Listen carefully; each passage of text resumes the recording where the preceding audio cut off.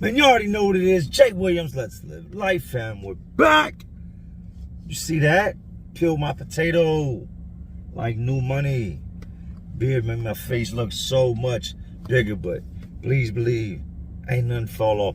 I'm at like 196, man. I cannot seem to get below 196. No matter what I cut out, what I stop eating, no more late night eating, I still cannot get below 196. It's irritating, but it's worth it. It's part of the process. So today's videos are going to be a little bit of the same of what we usually do, but a little bit different. When you think of prison, you don't think of all the gossiping that constantly takes place. Prison is days of our lives as the world turns. Take all these soap operas, novellas, ball them into one. That's prison. It's just yap, yap, yap, yap, yap, yap, yap, all day, every day. Somebody is talking about somebody. You might end up in a cell with a dude, all he does is talk about people. Somebody come to the door, hey, what's up with you? Man, we ain't doing nothing. It's hot. Laying underneath this fan, trying to beat this heat. All right, that's what's up, bro. As soon as he walks off, I can't stand this punk ass. You know, they said the other day he was on the yard and he was, come on, man, you was just talking to old boy. Gossiping. I cannot tell you how many times I've seen situations get completely out of hand because somebody wanted to run their mouth. And by the time they're done running their mouth and it's made its way full circle, it don't even resemble what was said. There's bits and pieces of the truth. But running your mouth while locked up is one of the quickest ways to get hurt. We touched on this the other day. I've got a whole lot of gossiping stories, and when gossiping goes wrong, when yak, yak, yak, yak, yak, turns into mac, mac, mac, mac, mac, watch your mouth. You think you could go through life talking about others? You might, until you and that person come face to face. At the moment y'all see each other and bump heads, well, you've done the easy part, which is the talking. Now we're gonna see what's really real. People love to gossip, especially with social media and YouTube. This person said, that person said, this person said, and there's usually either no truth to it or a tiny bit of truth to it. I hear my name all the time. And to date, I'm talking in the past year, aside from he's a good guy, he helps people, he's solid, he's this, he's that, anything outside of that I've heard is a complete lie. But I'm okay with that. You know, they say if people talk about you, you're doing something right. And I don't get much negative feedback at all. I'm not a negative person. I'm here to inspire people. I am what you call prison prevention. I am that guy that wants to keep you out of prison. I'm the guy that wants to see you and shake your hand in public, hear your success story, and then help you go on to share your success story. It doesn't always have to end bad. But for a lot of you guys, it will 100% end bad. And that's because y'all do not listen. Guys will try to sneak and get high. It's going to end bad. Guys will try to do petty crimes. It's going to end bad.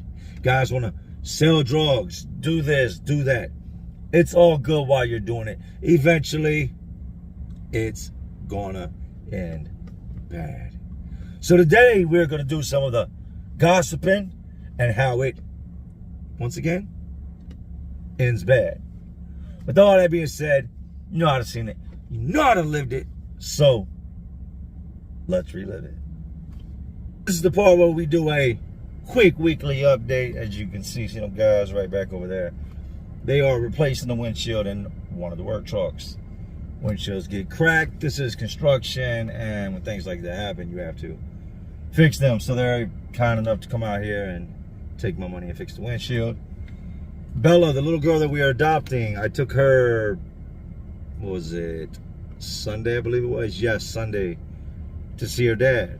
We met at the park, and for an hour, she just chilled with her dad. He pushed her on a swing and whatnot. I fell back. I kind of, off camera, I've told you I'm standoffish. I don't mingle with a lot of people, talk to a lot of people. So upon meeting the guy, I said, hey, what's going on? I'm Jay. He introduced himself. He asked where the playground was. I said, it's right over here. I walked him over there, and I just kind of faded into the background. That's his daughter. That's her dad. Let them do their thing. The hour comes to an end. She is ready to go home. I was afraid she was going to get really upset. She was going to cry. My biggest concern in life when it comes to her is her. She didn't. She, was ready to go. I talked to him. We had a small, brief conversation, and pretty much I told him, get your shit together, man. Get your life together. This child needs you. I did not want another kid. I don't want that to sound or come off the wrong way, but I was not looking to raise another child.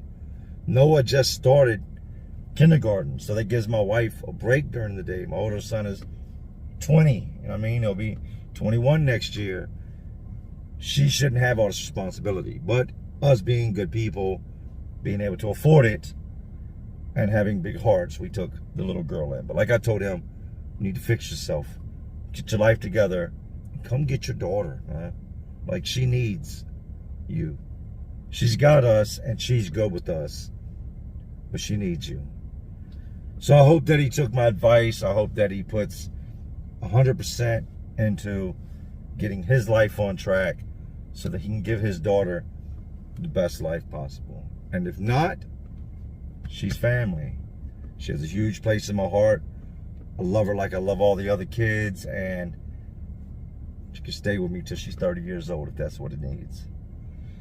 Aside from that, not a whole lot more going on. Pause. Iced coffee. Not a whole lot more than that going on. I did have to hire a tax team. I've got some tax issues that have come up from this year and that year, stuff I didn't really know a whole lot about, didn't know that was even owed. So I reached out, got a tax team, and they are taking care of the issues. Whenever you're dealing with businesses, YouTube is a business, my construction company is a business, and then there's all the money I've made in between.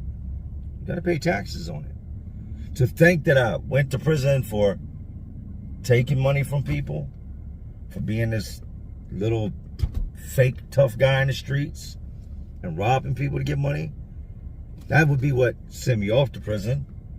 Now I'm out here making it legally.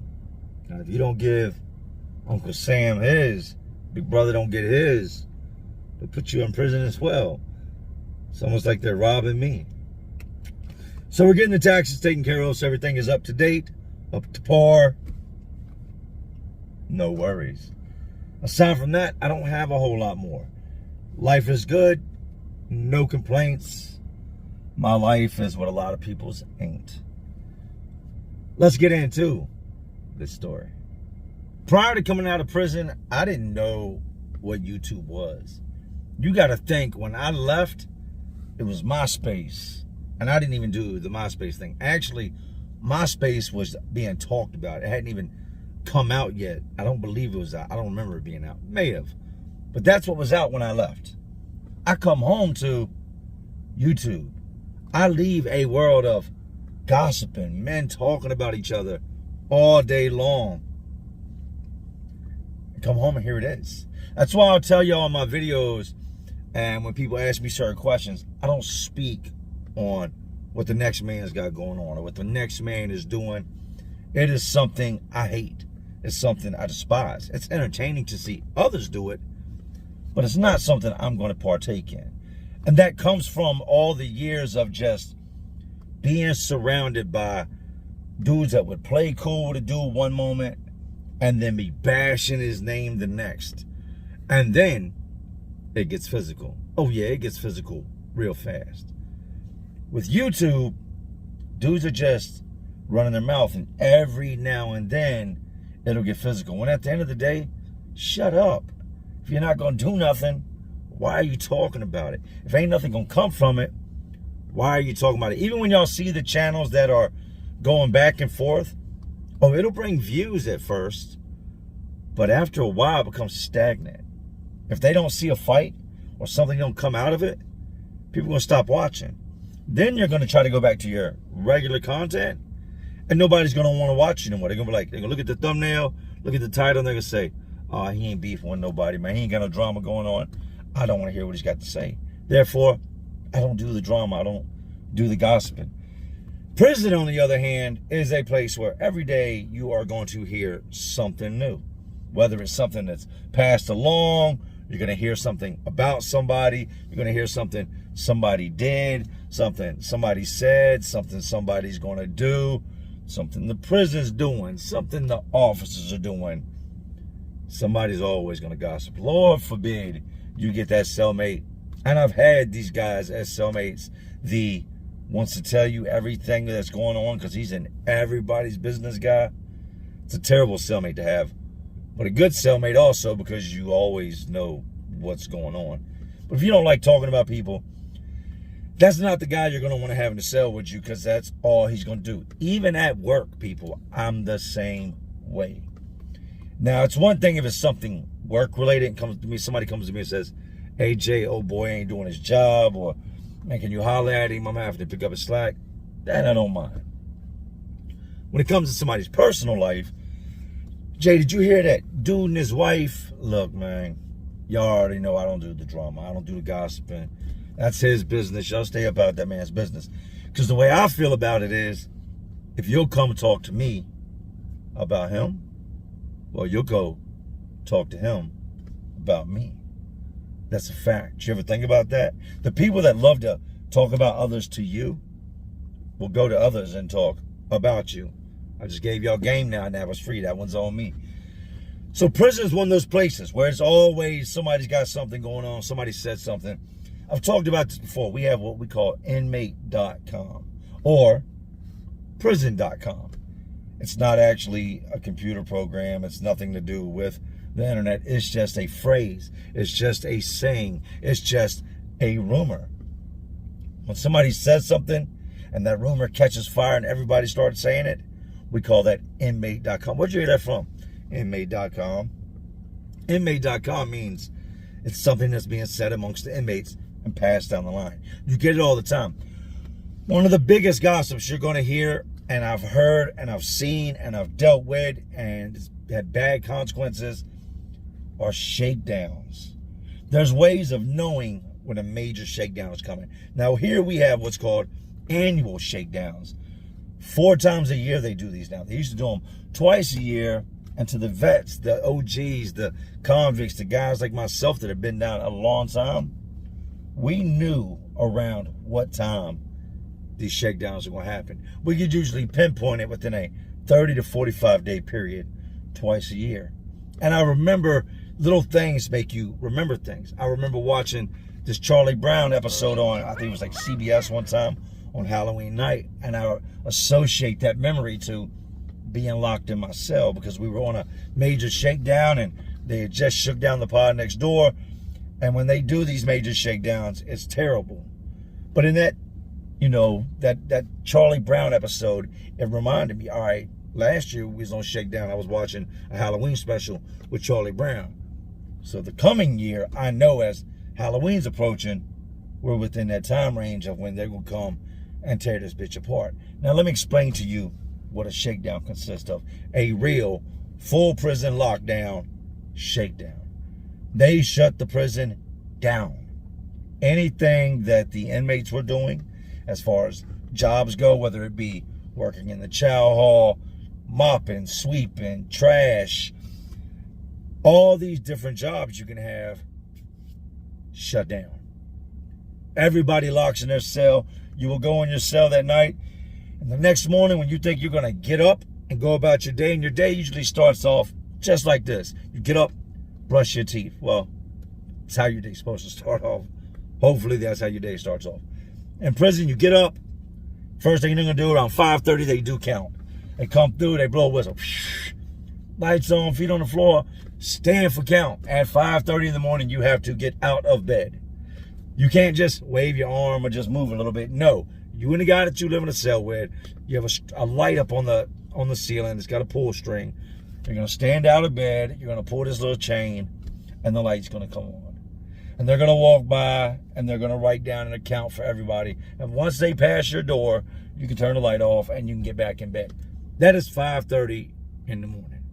I've got work. I usually leave between 7:30 for work. So after that 5:30 count, I get up. As soon as they walk past the door, I usually go over, I'll pee, use the bathroom, go ahead and brush my teeth, wash my face, get dressed. I'll sit on my bunk.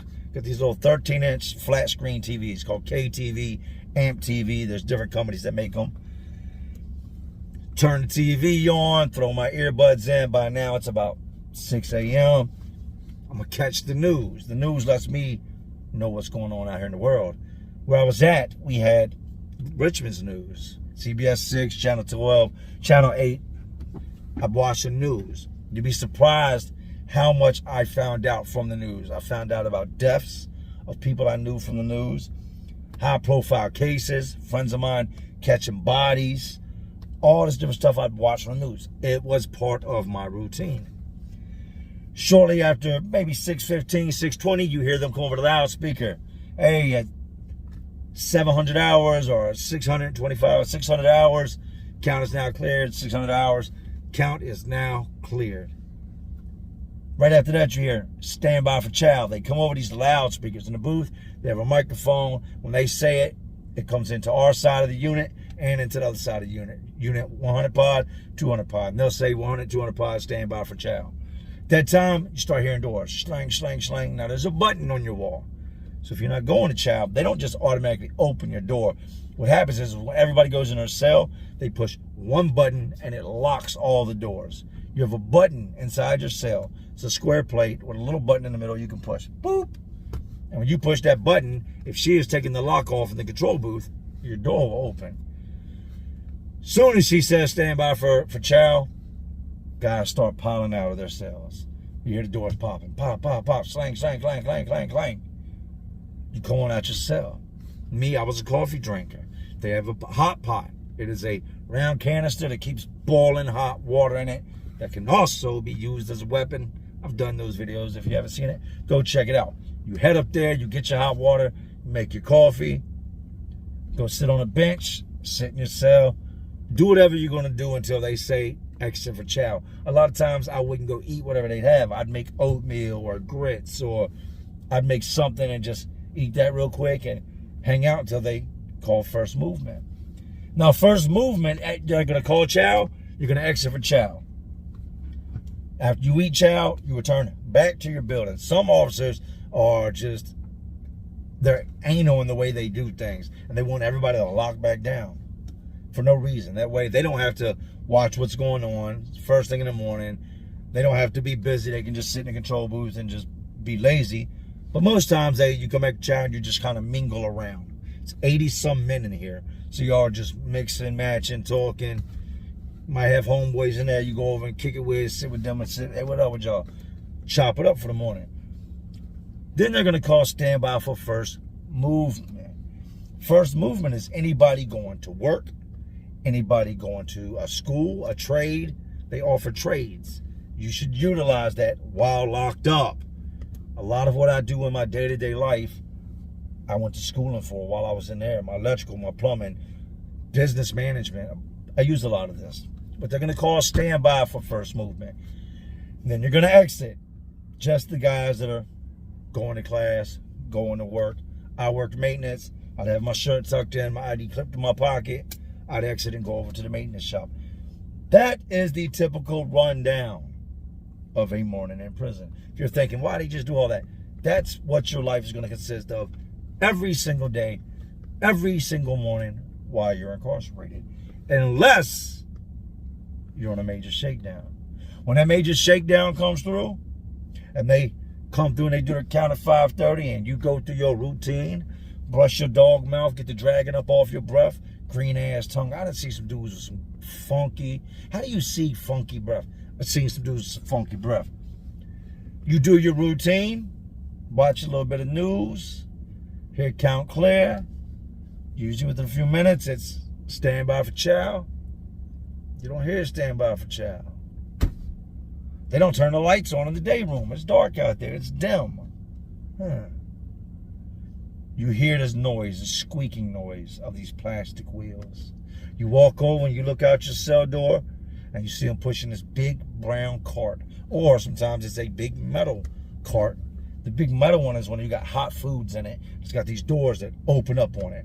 And in there's all these penitentiary trays filled with today's delicious treats. It's terrible food.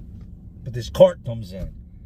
You hear them squeaking wheels, you go up and you look out and you see that cart coming in. You know you're on lockdown. You know they're coming in. They've taken the time to prep these trays.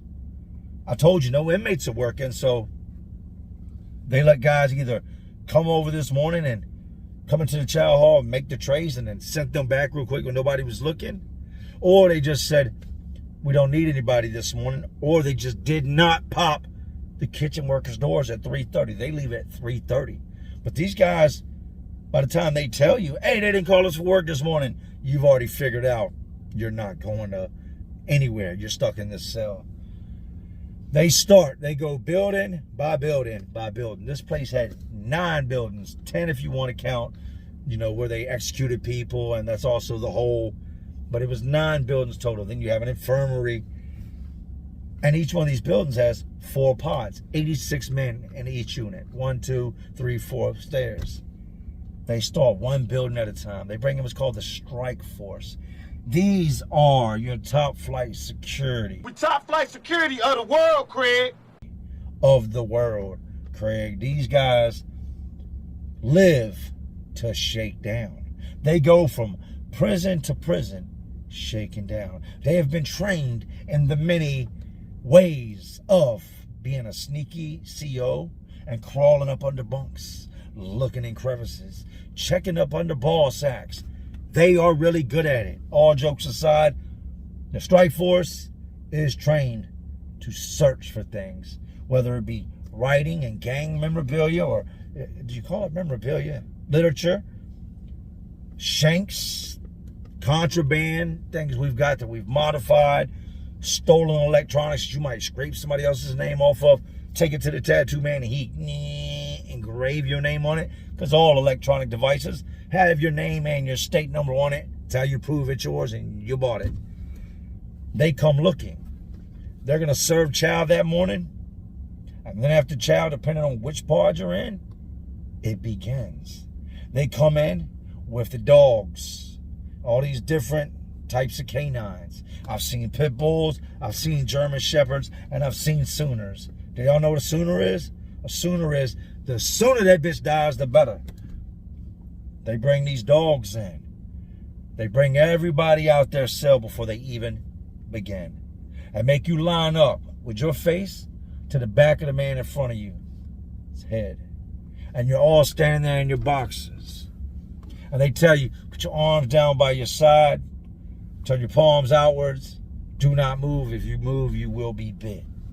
And they take these dogs and they run them down the line of all the guys. The dogs are no socks, just underwear. Before them underwear, you stripped all the way butt ball naked before you came out that cell. They run the dogs by you. If the dog hits on somebody, they pull him out of line, take him somewhere else, and they're going to then find out what he's hiding. And since he ain't got no clothes on, you know where he's hiding it. From there, they send everybody back in their cell after the dogs have done their sniffing test. They will start at cell 1, and they'll go in 2, 3 at a time, and they might be hitting 5, 6 cells at once because they've got a lot, over 3,000 men to shake down, thousands of cells to shake down. They want to get this over in a 3 or 4 day time frame. They start at cell 1 and they tear things up. They get you and your cellmate. Y'all come out. Y'all turn around. Y'all cuff up just in your underwear now. And they bring plastic chairs in. And they sit them down. Sit down. And you sit down in the chair. And you watch them go through your cell like thieves. It's the best way to explain it. You ever seen a movie where somebody breaks in a house and just ransacks it? That's what they're going to do to your cell. They're going to ransack your mail, your pictures, your commissary, all your personal belongings. They're going to tear it up.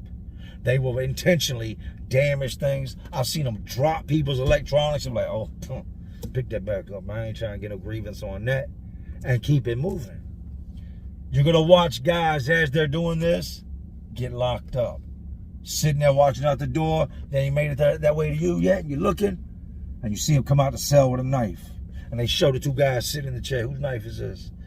How did you didn't think we was going to find this big-ass Rambo knife? Whose knife is this? Don't nobody say nothing. They lock them both up. But the general rule is, if you're a stand-up guy, you wear whatever's yours. If you got a cellmate, I used to tell mine, I don't care what you bring in here, as long as you own up to it if you get caught with it. I'm going to wear mine. You wear yours. I could be selling some dope and don't say nothing. This man be going home in 90 days. They find my dope and he catches a street case right along with me. No, you don't do that. Be a stand-up guy. But you watch that man, them come out with that knife, and you watch, and one of them guys is, they're going to try to fight it out to the very last moment, not say nothing, and then one of them's going to break. Man, Jones mine, man.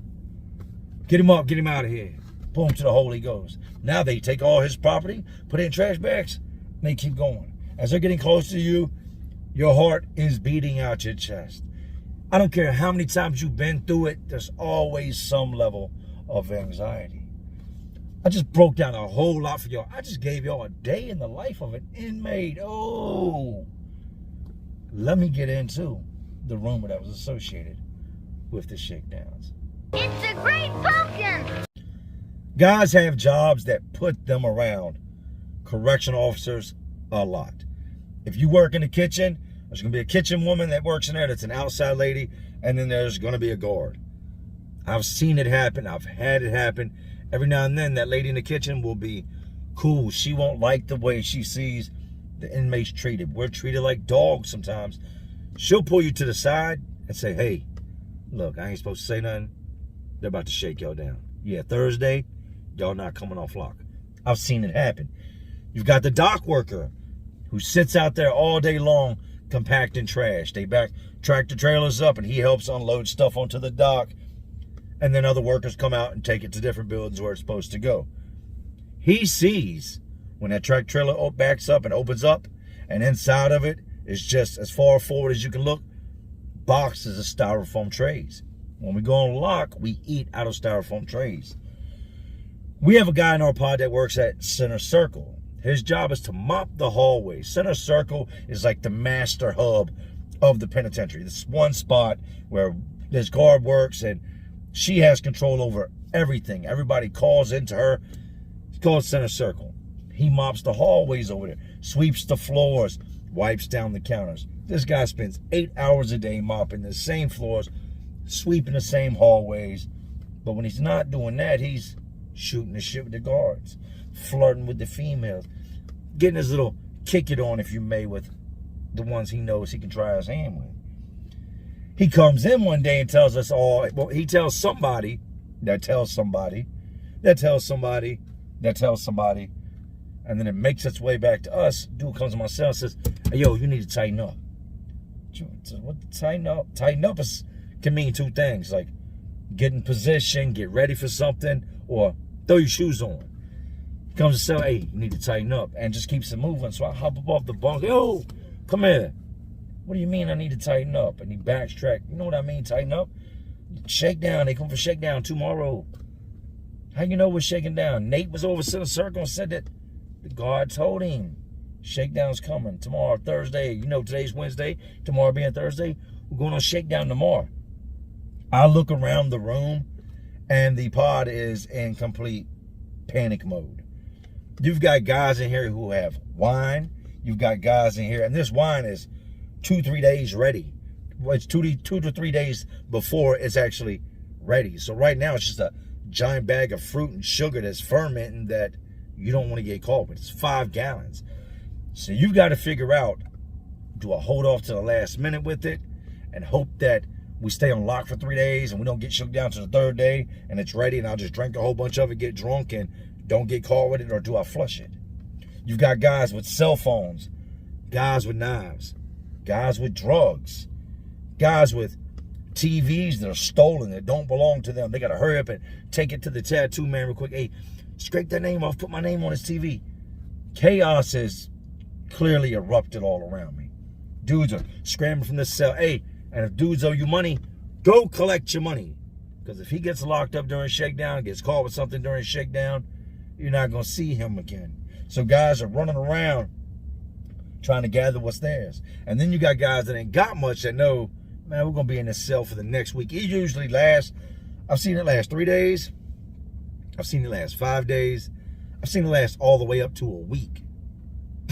And on rare occasions, when like somebody gets killed and they're looking for a murder weapon, or there was multiple stabbings and they're searching for wounds on us or blood on our clothing.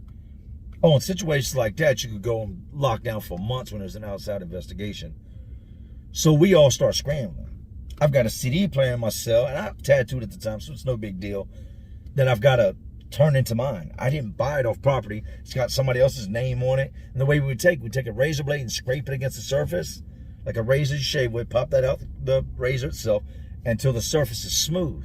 Then we take floor wax and wax it, because it's a clear, whatever the item is, it's always clear. TVs are clear, headphones are clear, radio, CD players, tape decks. Yes, I said tape deck. They're always clear. You scrape it off, then you take some floor wax and a Q-tip and wax that area you just scraped, and you can't tell there was ever a name engraved in there. So I'm engraving my name on it. Then I got a Bama the tattoo gun. Bama means hide. In the meantime, I got all these dudes coming to me. Hey, Jay, I need you to put a name on a TV for me real quick. Bro, I'm busy. By now, this is in a matter of, this guy has told me this, and within the next 30 minutes, I've got every bit of probably 4 or 5 CD players, 2, 3 TVs, universal adapters, beard trimmers. My whole bed is covered in all these things that need engraved. And dudes that write their name and their state number on a little piece of paper and put it with it. It's going to take me a couple hours. But I'm charging everybody that's bringing it to me 3 bags of coffee, and I got you. So as I'm doing this stuff, this pile of coffee over here, honey buns, whatever I wanted for it, usually I charge like $5 to $10 per item to engrave. Dudes are bringing me all this stuff, and by now other dudes are hearing about the shakedown coming. Complete panic is set out. You've got dudes that got dope in their cell. I'm talking about serious dope, enough dope that they can catch serious cases and do another 25 years in prison for distribution of heroin. You got dudes with needles. You got dudes with damn samurai swords in here, and they need to hide it. So all of our number one goal is to get everything we're not supposed to have in line. Anything we can't have, either into our hiding spots, and we had some amazing hiding spots. Look, we got this, I can't even tell y'all that. That would be telling. We got some amazing hiding spots in themselves. I had a spot in my cell, and I've never heard it talked about on the internet, and I'm pretty sure that's because guys know not to talk about the spot, and this is a very common spot in pretty much every prison around America for the most part. We have this one particular spot that you can hide large things. I've hid knives that were 16 inches. I've hid small knives. I've hid pokers. You name it. So after we do all these engravings and stuff, and I get all that knocked out the way, I go to hiding my stuff. My plan is, I'm hoping they call wreck this afternoon, and I'm going to take my stuff out on the yard. Common knowledge right here, what I'm about to say. The guards know. They've been onto it. Dudes have been telling way before YouTube was ever a thing. Dudes told the guards what I'm about to say. I would always bury my knife right beside a pole.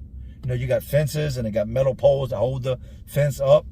Well, they go out on them yards during these shakedowns, and they run the metal detector all over the yard. You'll see 3, 4 guards out there with metal detectors, like that weird guy at the beach that's trying to find your missing earring or some change fell out your pocket. The guards are out there with metal detectors during shakedown. You'll look out your window and see them out there scanning the ground with the metal detectors, looking for knives. Now, what we would do is we would put something out there to distract them, something that's not even sharp or something that's not really lethal, that's really no good to us. A scrap piece of metal, scrape it on the floor a little bit, wrap the piece of sheet around it, make it look like it's something, and put it over there.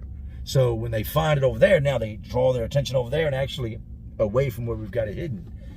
I would always put mine in the ground right next to the fence post, because when they run the metal detector by the fence post, it's going to go off every single time, because the fence post is metal.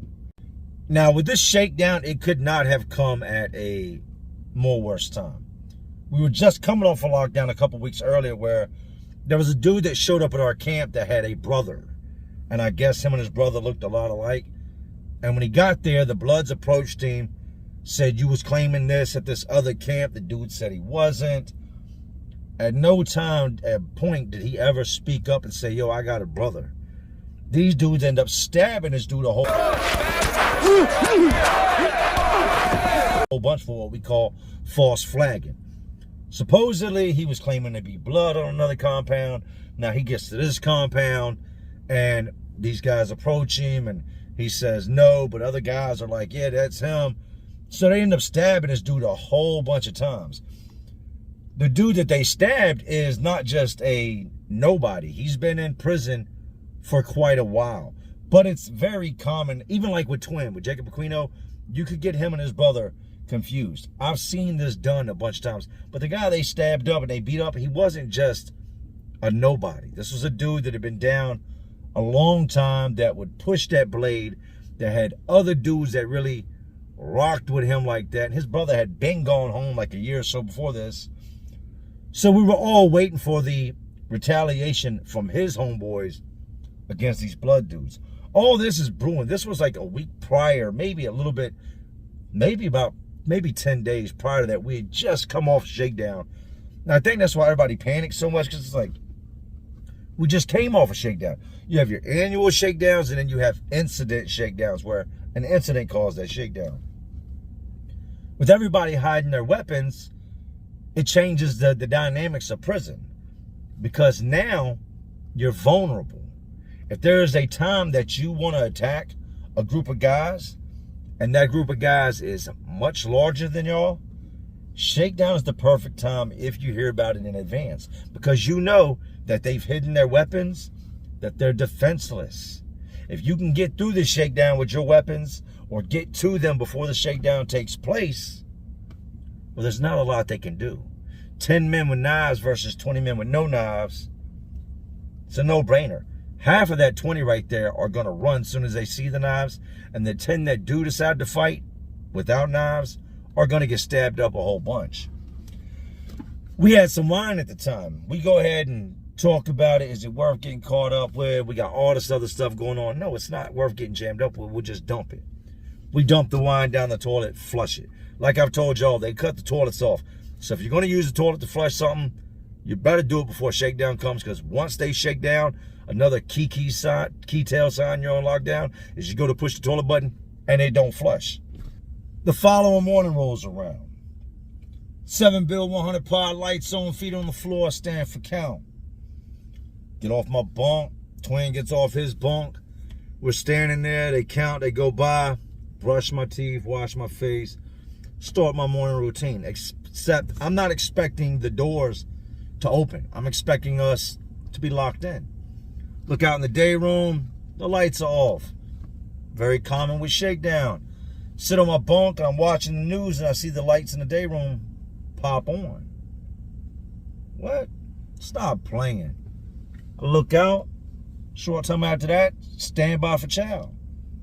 They pop all the cell doors. We all come out of our cells, confused. So then guys, once again, start gossiping, whispering. Nah, they're going to let us go to chow and send us back. They called, yeah, my cellie's a kitchen worker. They called all them out this morning. They must not have felt like making the trays, so they done used us to feed everybody this morning. Then when we come back for chow, they're going to lock us back down. We go to chow, we come back, we don't lock down. This is why I don't gossip. It can get people hurt. It can mislead people. It can cause other things to happen, get other people drug into something they ain't got nothing to do with. We're on standby for, after we eat, that's when we go on standby for movement. They're still feeding other buildings. At the time, the majority of these Blood dudes that were really, really deep were upstairs in my building in 300 pod, and they had attacked the dude that was in 8 building. That dude lived in a completely separate building than us. Well, when you go to chow, we would mix buildings. I'm waiting for them to call, stand by for work, stand by for first movement, when they scream, lock down, lock down, lock down. We knew it was coming. Y'all ain't tricked nobody. We go inside of our cells. We come to find out it's got nothing to do with the Shakedown. We come to find out there never was a Shakedown coming. The dudes over in 8 building that wanted to get at these blood dudes for what they'd done to their homeboy, took it upon themselves to hide all their knives inside their pod. They didn't take them outside and bury them. And they'd all made this agreement that if we do not go on lockdown in the morning, when we go to chow, we're going to bang out with the dudes that stabbed our homeboy. So that morning when they went to chow, they were all strapped up with knives. And they ran up on these gang member dudes in the chow hall and just commenced to sticking and stabbing and poking anybody that had anything to do with that incident, old boy getting stabbed, or just you so much be in the wrong place at the wrong time, or that's your homeboy. Well, guess what? Since that's your homeboy and he has something to do with my homeboy getting hurt, you're getting stabbed as well. So as we're in our power thinking we're going to go on this major shakedown, this lockdown, these dudes are over in the fucking chow hall stabbing these other dudes up, which ends up putting us on a major shakedown and lockdown. We would find out later that the dudes over in 8 building messed with the guard over there, hollered at the guard, and the guard told him, we're not going on lockdown. Gave her word to these dudes, we're not going on lockdown. I don't know where y'all heard this from, but we're not going on lockdown. They didn't go tell nobody. They didn't go gossip. What they did was they strapped up and got ready because they knew that when the morning time came, all them dudes that were going to chow wouldn't have no weapons on them. And they chose that as their moment to strike. We stayed on lockdown for a couple weeks after that incident. Now I want you to remember, all this started from one guy. One guy said something to one guy. That guy said something to another guy. And it caused all this chaos. Guys took losses. Some guys just, man, damn.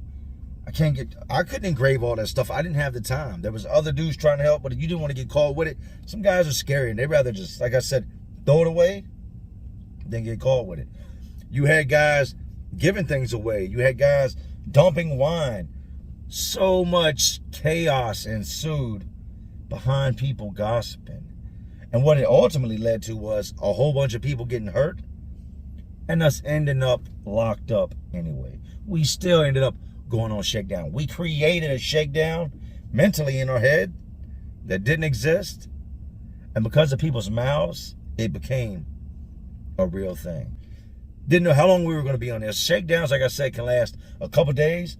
Sometimes they can go into months when you're dealing with a murder investigation. But all that was caused because of somebody's mouth. Somebody bickering, somebody talking. Inmate.com. My advice to you first and foremost is don't commit crimes. Don't go to prison. Don't get locked up. But should you find yourself in that environment, do not gossip. Make sure you pay attention to what's going on around you, but don't believe everything you hear. I believed it. Everybody else believed it. And in believing it, it ultimately led us to get exactly what we thought we were going to get to begin with. Locked down. With all that being said, I hope y'all enjoyed today's video. There's a whole lot to put in there. Edited out a whole lot. And this is what you get, man. I love all you guys. I miss all you guys. New guys starting their work soon, so we'll be back to the videos. I'm almost done with the studio. Really excited to show that to all of you. Thank you guys for watching. But anyways, these jails, these detention centers, these prisons, these facilities, they're all just crazier world inside of a already crazy world we live in. And as always, y'all know what I'm doing. I'm just trying to keep y'all entertained. Are you not entertained? And like always, this is Jay Williams. Let's live life. It's all my real ones, and there are some real ones watching, because y'all still watching me. Man, y'all know how we do. Salute. I'm tired. Going to bed.